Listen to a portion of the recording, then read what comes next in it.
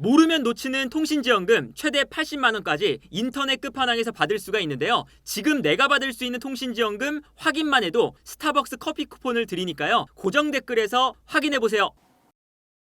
토트넘에 또다시 부상자가 발생을 했는데 토트넘 공식 홈페이지를 보면 쿨루셉스키가 부상을 당해서 당분간 경기에 나오지 못한다 라는 소식이 올라왔어요. 조금 더 자세하게 보면 쿨루셉스키는 이번 주에 있을 알크마르와의 유로파리그 16강 1차전에 출전하지 못할 것으로 보이고, 여기에 더해서 당장 오늘 경기뿐만 아니라 3월에 A매치 휴식기 전까지는 다시 출전하기 어려울 것으로 보인다. 그래서 알크마르와의 16강 토너먼트 2경기 플러스 프리미어리그에서도 본머스와 풀럼 원정 경기에 모두 결장할 가능성이 커졌다. 현재 토트넘의 일정을 보면 금요일에 있는 알크마르와 유로파리그 16강 1차전이 있고요. 주말에 본머스와 리그 경기가 있어요. 그리고 여기에 더해서 다음 주 주중에 알크마르와 16강 2차전이 예정이 되어 있고, 그 주말에 풀럼과의 원정 경기가 있죠. 그러니까 이 경기까지는 쿨루셉스키가 나올 수 없는 상태고, 풀럼전 다음에는 3월 A매치가 끝난 이후에 4월 달에 첼시와 경기가 예정되어 있거든요. 그러다 보니까 첼시 경기 전까지는 쿨루셉스키가 부상으로 나올 수가 없는 상태가 됐다.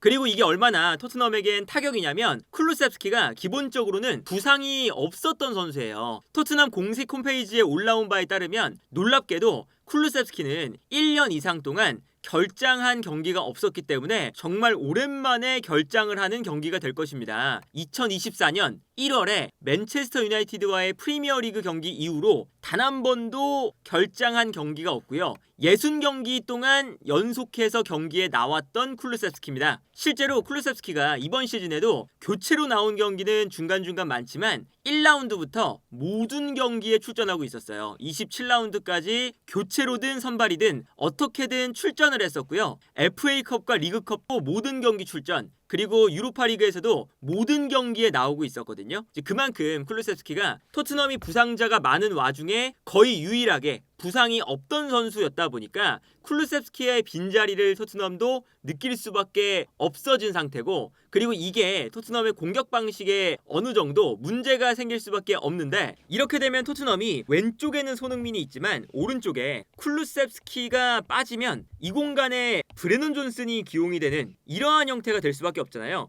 그런데 존슨이 오른쪽에 기용이 됐을 때 문제는 어떤 거냐? 존슨이 오른쪽 라인에서 볼을 소유하고 만들어가는 플레이가 어색한 선수라는 거죠. 그러다 보니까 여기서 문제는 쿨루셉스키가 없을 때 토트넘의 공격 자체가 왼쪽으로 쏠릴 가능성이 매우 높아졌습니다. 토트넘이 특히나 상대가 약간 수비적으로 경기를 할 때 토트넘이 공격권을 가진 상태에서 어떤 식으로 경기를 하냐면 포로와 우독이 이렇게 좌우 풀백들이 가운데로 들어와 주고요. 여기서 좌우 측면 공격수인 손흥민과 존슨 이렇게 좌우 측면에서 넓게 벌리는 형태잖아요. 그리고 여기서 넓게 벌린 공간으로 패스가 들어가는데, 기본적으로는 볼을 받은 다음에 수비가 끌려 나오면 그 공간으로 우독이, 마티스텔, 메디슨 이런 주변에 있는 선수들이 뛰어 들어가다 보니까 손흥민한테 패스를 보내주고 손흥민이 이 안쪽으로 뛰어 들어가는 선수에게 패스를 보내주는 이런 형태의 공격이 많이 이루어집니다. 쿨루셉스키 때도 마찬가지예요. 쿨루셉스키가 오른쪽이 기용된다면 쿨루셉스키에게 패스가 넘어가고, 쿨루셉스키가 볼을 잡을 때 수비가 끌려 나오는 순간 이 공간으로 뛰어 들어가는 포로, 마티스텔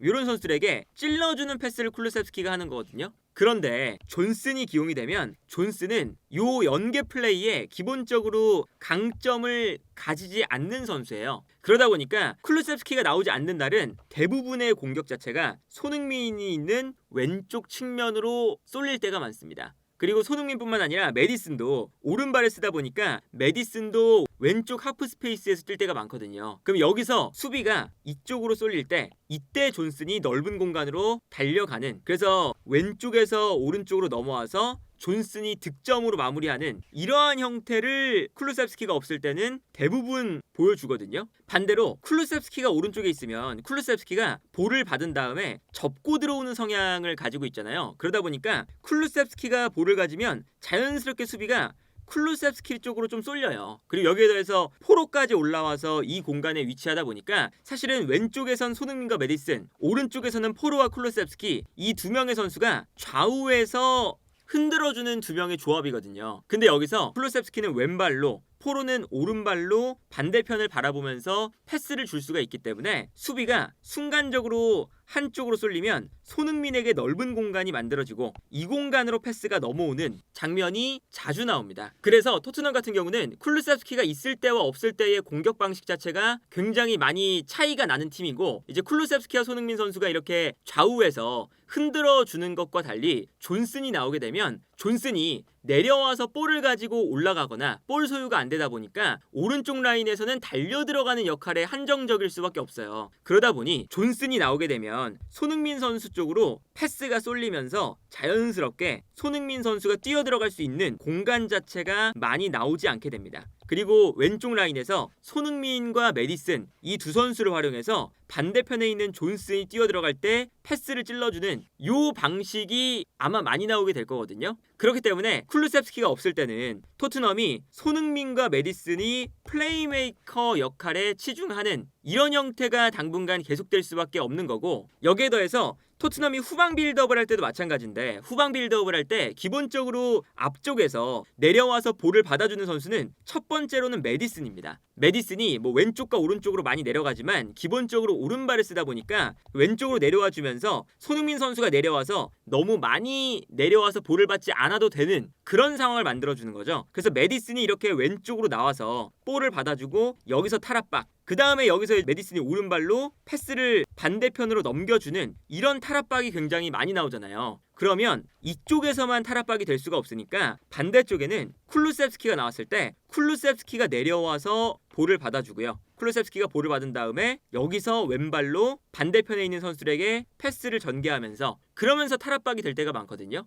그리고 쿨루셉스키가 등을 지고 볼을 소유하는 데 장점이 있는 선수다 보니까 내려와서 볼을 받아서 압박을 받을 때 돌아서서 올라가는 이런 장면들을 많이 보여줬었죠. 그런데 쿨루셉스키가 여기 나오지 않고 존슨이 나오게 된다면 오른쪽 라인에서의 탈압박이 자연스럽게 문제가 될 수밖에 없습니다. 존슨이 내려와서 볼을 받고 수비수의 압박을 이겨내면서 볼을 끌고 올라가는 이런 플레이를 매우 못하는 선수잖아요. 그리고 등을 지는 플레이가 이 선수의 장점이 아니기 때문에 존슨이 나왔을 때는 오른쪽 라인에서의 탈압박 자체가 기본적으로 잘 이루어지지 않아요. 근데 여기서 만약에 메디슨마저 경기에 나오지 못하는 그런 상황이 된다. 메디슨도 종종 빠지는 경우가 많잖아요. 그러면 어쩔 수 없이 최전방에 있는 선수들 중에서 내려와서 볼을 받아야 되는 선수가 손흥민이 될 수밖에 없습니다. 그래서 이제 쿨루셉스키가 없을 때 메디슨도 매경기 풀타임을 뛰지 못한다면 손흥민이 내려와서 볼을 깊은 곳에서 받아줘야 되는 이런 역할을 또 맡아야 되니까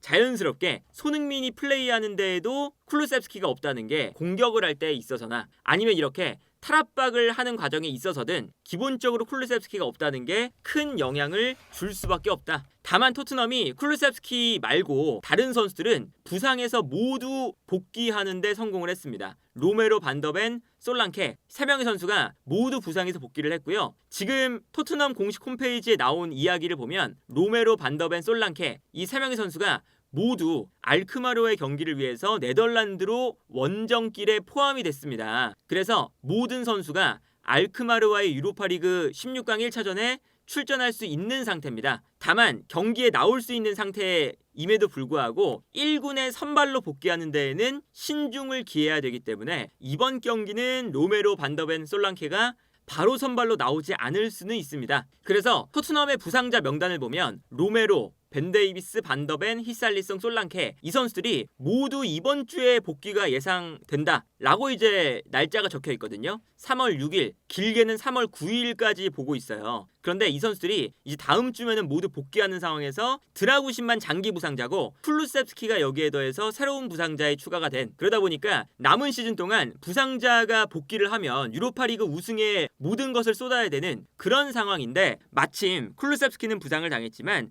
그래도 큰 부상은 아니라서 4월 달에는 돌아오게 되고, 그리고 수비 라인에는 로메로와 반더벤 이 센터백 라인이 드디어 복귀를 하면서 아치그레이 같은 이제 전문 센터백이 아닌데 어쩔 수 없이 전문 센터백으로 기용이 되는 그런 일도 후반기에는 사라질 예정이니까 토트넘이 후반기에 유로파리그 우승을 충분히 도전해 볼 수 있을 만한 스쿼드가 다시금 만들어지고 있고요. 이제는 이렇게 부상자가 모두 복귀를 하다 보니까 이제는 더 이상 포스테코글루 감독이 부상자에 대한 핑계를 댈 수가 없는 상황이라서 경기력과 경기 결과로 보여줘야 될 때다. 다만 이제 쿨루셉스키가 없다는 것이 손흥민 선수의 플레이를 생각을 했을 때는 당분간은 좀 손흥민 선수가 공간으로 침투하는 것보다 반대편에서 플레이메이킹이 안 되니까 왼쪽에서 플레이메이킹을 도맡아 하면서 손흥민 선수가 패스를 공급하는 역할에 3월달 알크마르 2경기, 본머스전과 풀럼전 이 경기까지는 조금 더 손흥민 선수가 플레이메이킹에 집중해야 되는 시기가 3월달은 이루어지지 않을까 싶네요.